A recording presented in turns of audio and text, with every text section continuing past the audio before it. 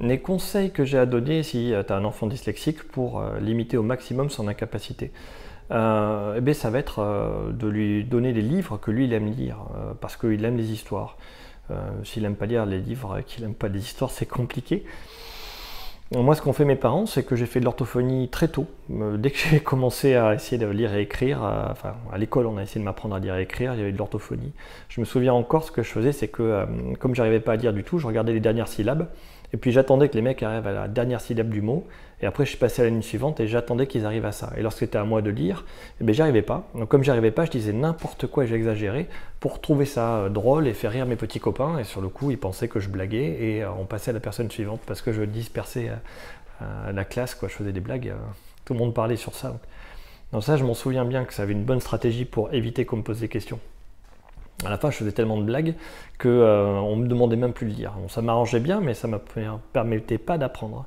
Après, il y a ma maman qui m'a harcelé, du harcèlement. 3 dictées par jour, plus les cours d'orthophonie.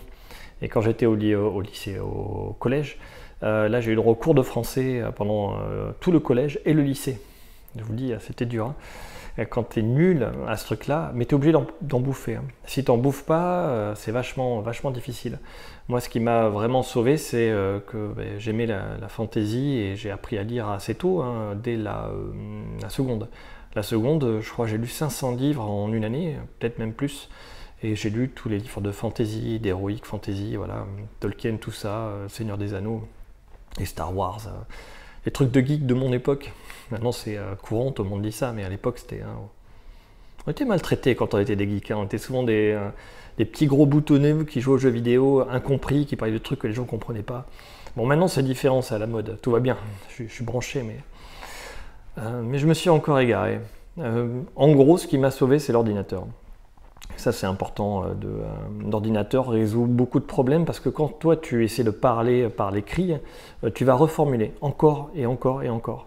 Donc, quand tu reformules le sujet, parce que tu ne sais pas l'écrire, le verbe et le complément, ta phrase, elle ne veut rien dire. Tu veux dire, je sais pas, le canard est de couleur verte, mais que tu n'arrives pas à le dire, et tu vas dire en fait, l'oiseau est vert bouteille. Ou l'oiseau est d'une autre couleur, quoi. Mais tu vas utiliser que des synonymes et sur le coup ça ne veut plus rien dire du tout. C'est ça le dyslexique. Il utilise des synonymes, comme il ne sait pas écrire les mots, qu'il ne veut pas être pénalisé sur l'orthographe, il utilise des synonymes et le courant de sa pensée est complètement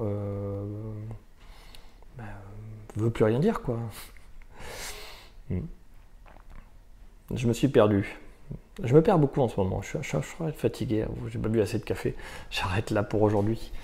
Ouais, je vais refaire une vidéo sur... Ouais.